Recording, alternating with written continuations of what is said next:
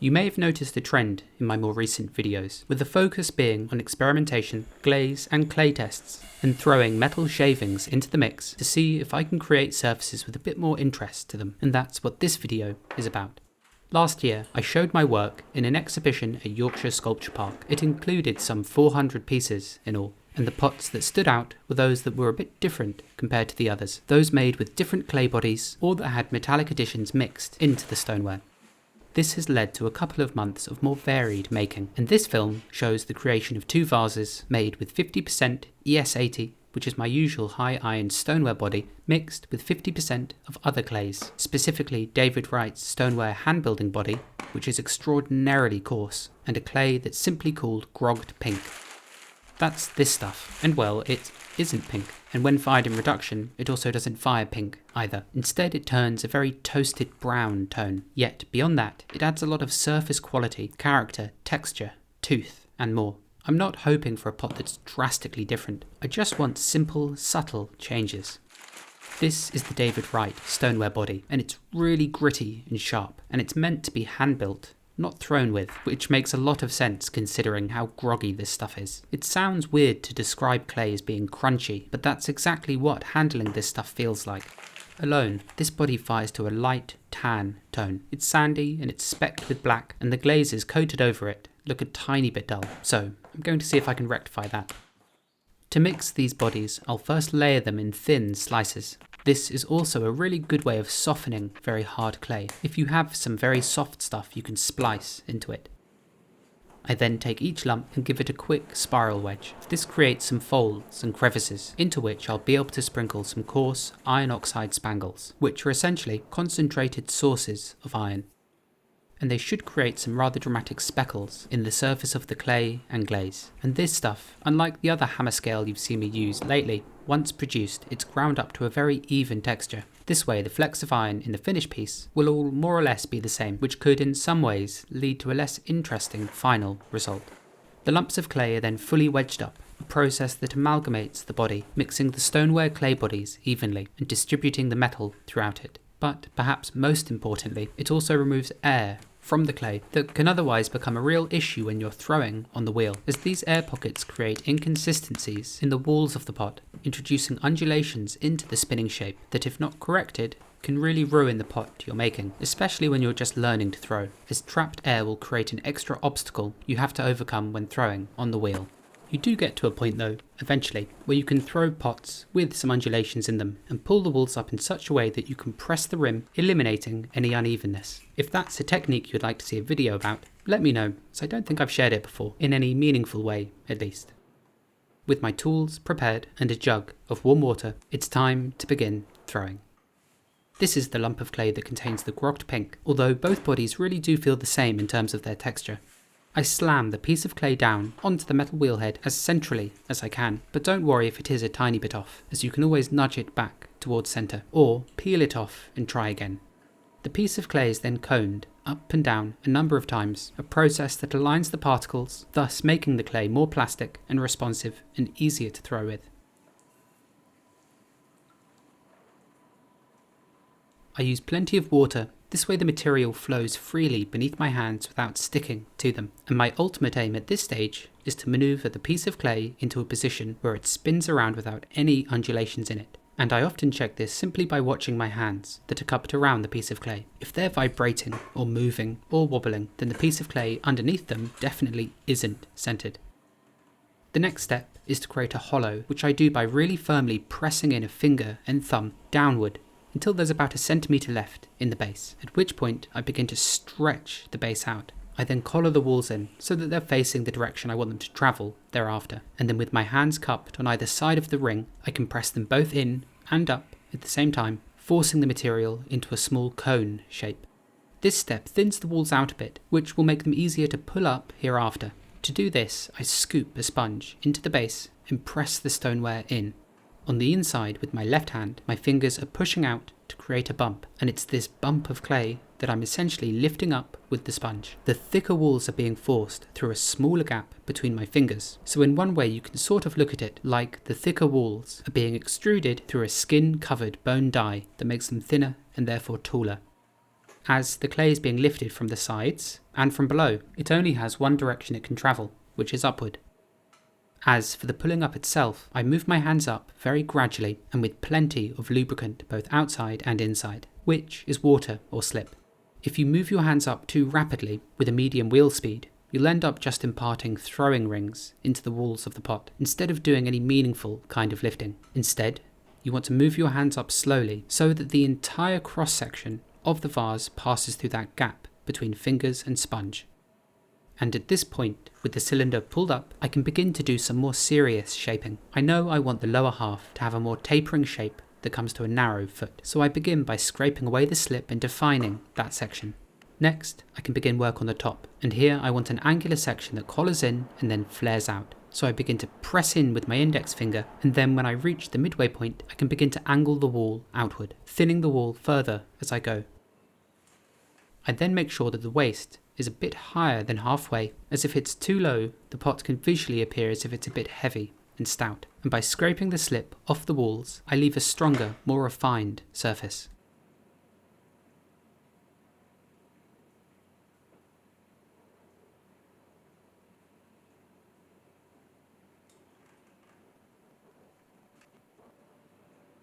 Once the rough shape has been thrown, I can then move on to refining the top. And a quick tip for whenever I'm using the rib, which is the metal tool you see me using, the straight edge is placed where I want the profile of the pot to be, and then I push the stoneware out from the inside against it. This motion imparts less force on the pot, and for the first pass where you're really getting rid of the throwing lines, it's a much safer way of shaping.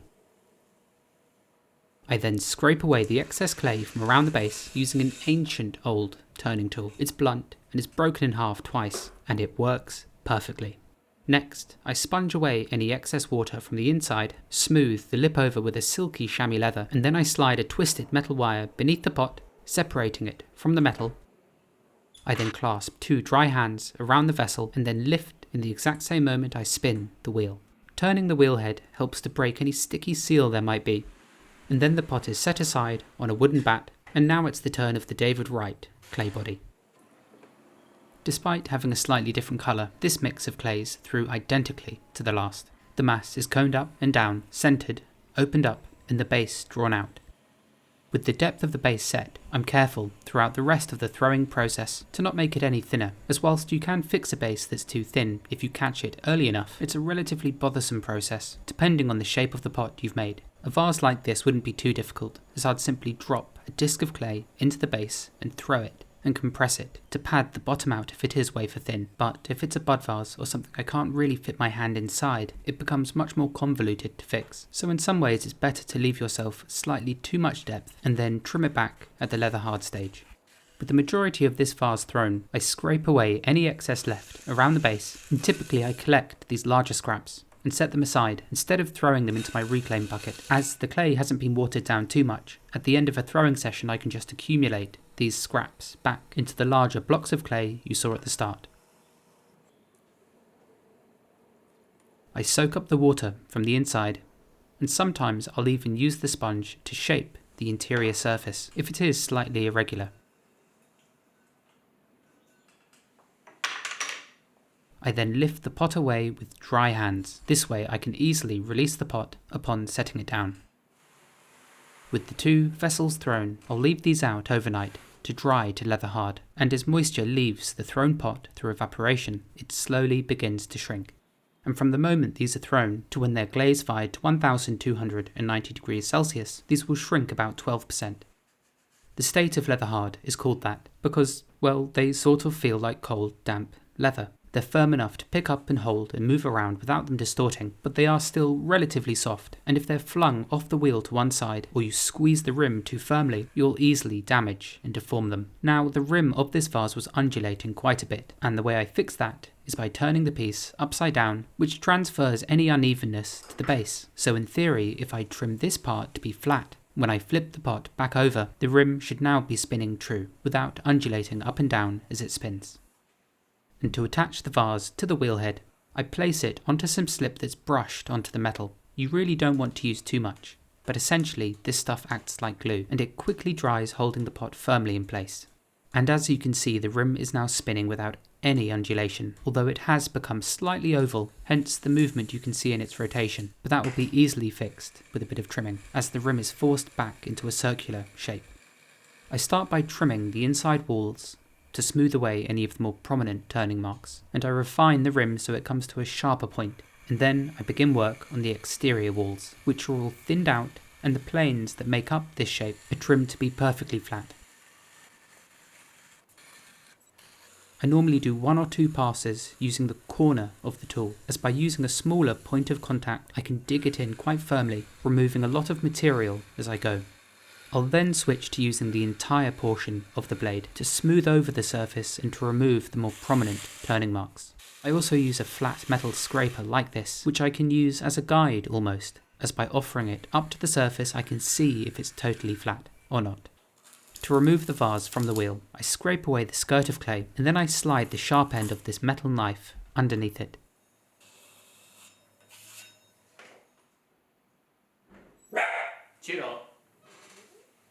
The vase is then flipped over onto its rim, and whilst it's off the wheel, it's a good moment to assess the pot's weight, as in this case I could feel that there was still a bit of weight in the lower section that had to be trimmed away, and instead of using slip to hold the vase in place, this time I'm using 3 lumps of clay that are positioned carefully around the rim. In theory you can use slip to hold the pot down by brushing it onto the rim and then tap centering it, like I did previously, but by doing that I would damage the rim, and that sharp beveled edge I'd previously trimmed would be flattened where it makes contact with the metal. I trim the outside of the base to have a beveled edge. This creates a point of contact that's less likely to chip with use, and it also makes the pot cast a shadow beneath itself when placed upright, which gives the impression the pot is hovering above whatever surface it's placed on, helping the vessel to visually look a bit lighter. Then, if the base is thick enough, I'll trim a footwell into the bottom. This removes a bit of additional weight and creates a more decorative finish. I then use the smooth portion of a plastic kidney to burnish these 2 planes of clay. This smooths the surface and compresses any of the more coarse grains of grog back into the body, and it's this area that I stamp with my maker's mark, which is pressed lightly into the clay and rocked from corner to corner so that it leaves a clear impression. The finished vase is then taken off and set aside on one of these very smooth HPL bats, as even though the clay is leather hard and quite firm, if I left it on one of my wearboards, there's a chance the grain of wood could embed itself into the stoneware. So for bigger pots like this, I prefer to leave them on these bats.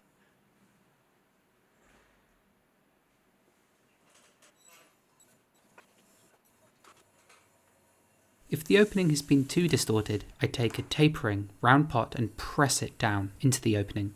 This really only works if your clay is firm enough, as if your clay is too soft, when you push the bowl into the opening and spin the wheel, this may accidentally cause the rim to begin to splay outward, drastically changing the shape of your pot.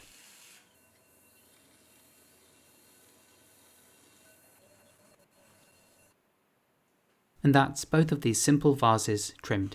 Now, and not shown, I'll sling some plastic over these so they can dry out very slowly for a couple of days. The real thing though, for them to keep their shape, is to dry them out evenly. So I make sure they aren't in a drafty spot, and that, when I do drape them in plastic, it covers them entirely without leaving one side exposed.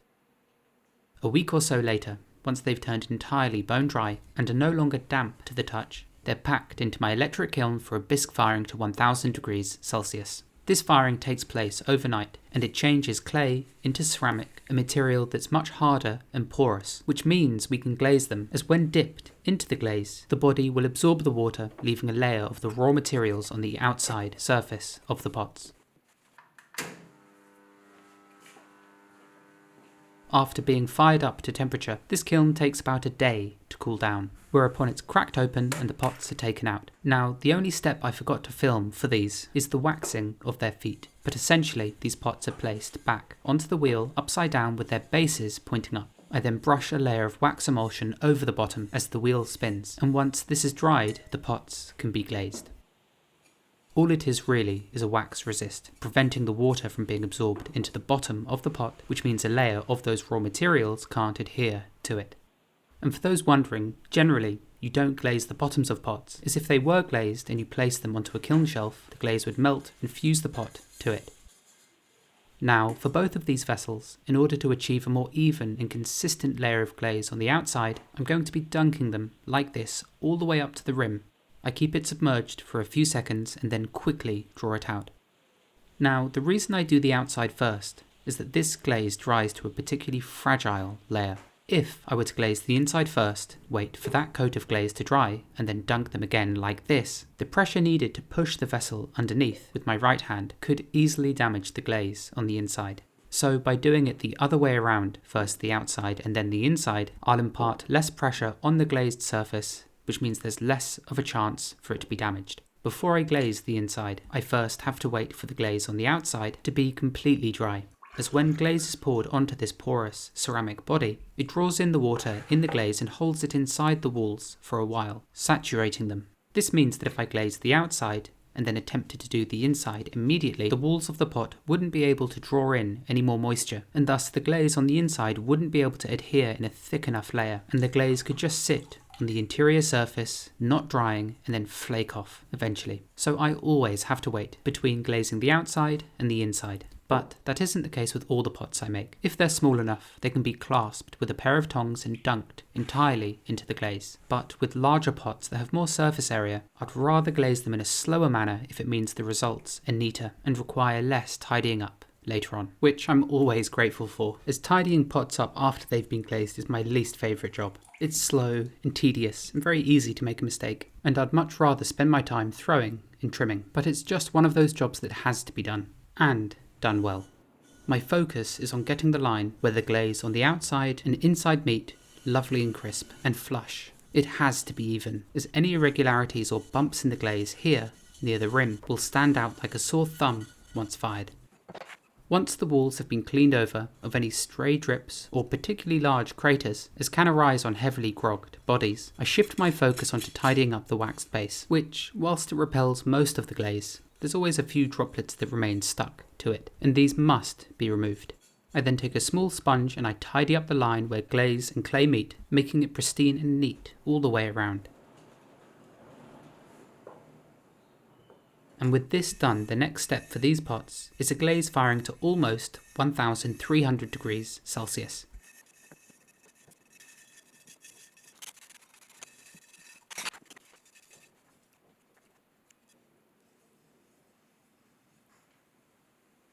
All the pots are then loaded into my Rohde KG-340 gas kiln, and the 8-hour reduction firing can commence.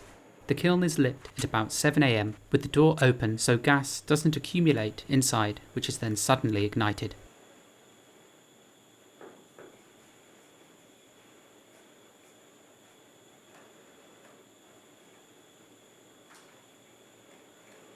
Every 30 minutes I log the time, temperature, the gas pressure, the air pressure, and the damper position. And to keep the space ventilated, I open most of the windows in the workshop, including the skylights, up on the mezzanine, which is where I store all my packaging materials.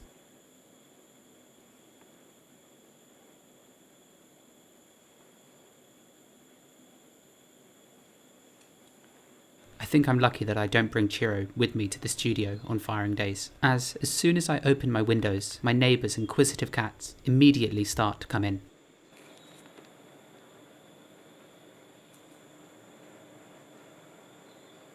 As the morning progresses, I gradually increase the temperature, working my way up slowly to 860 degrees Celsius.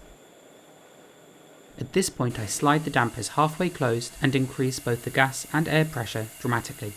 This creates the reduction atmosphere inside the kiln. Essentially, the kiln is throttled. The exhaust cannot escape fast enough, and there's simply not enough oxygen inside for the fuel to burn efficiently. As a result, the burning atmosphere ends up stripping oxygen away from inside the clay and the glazes of the pots. And it's this that gives you the particular colours and textures gas kilns are known for. I crash cool the kiln to 1000 degrees Celsius and then close it up properly for a couple of days. Once it's cooled down enough, it can finally be opened. Normally everything is still a bit too hot to touch for a while, so I give the pots a quick look over and then let them cool down to the point where I can touch them without burning my hands. And here's the first of those two vases. The white one, or well, it's grey really. It's flecked with many more iron specks than usual, but the body isn't too different. It feels just like a much more textured version of my normal clay. Next, the angular vessel coated with a pale green crackle glaze. This one does feel a bit different. The colour of the glaze is slightly more dull, and the clay body itself is rich and red, and a bit more interesting. I also think it's what's responsible for these red dots that cover the pot.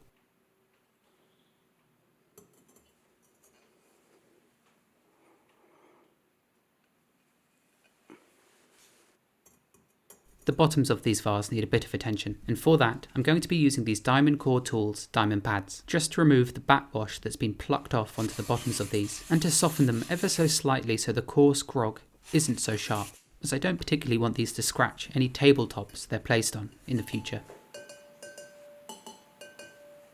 Truth be told, I thought the clay and metal would have more of an effect. Perhaps mixing them down by 50% is too much, but I do like the tone of the clay on the left. I just wanted it to be a bit more punchy. This is the Grogged pink, and this is the David Wright. And here's my usual clay body, which in comparison does seem rather dull. Here's what the pale green looks like on my normal clay body, and here it is on the Grogged pink with all the additional iron. Here's the white on the David Wright, and on my usual body, which is far more uniform and without much surface interest. I suppose they're flower vases, really, or very simple sculptural vessels. I guess it's ultimately the choice of whoever purchases these in my next online shop restock, which should be happening sometime in May. If you've made it this far, thank you. I hope you liked this journey, even if the results weren't quite as interesting as I'd hoped for. But that happens a lot when making pottery. It's all about trial and error and continuous testing. I appreciate you taking the time to watch, and I'll see you next time.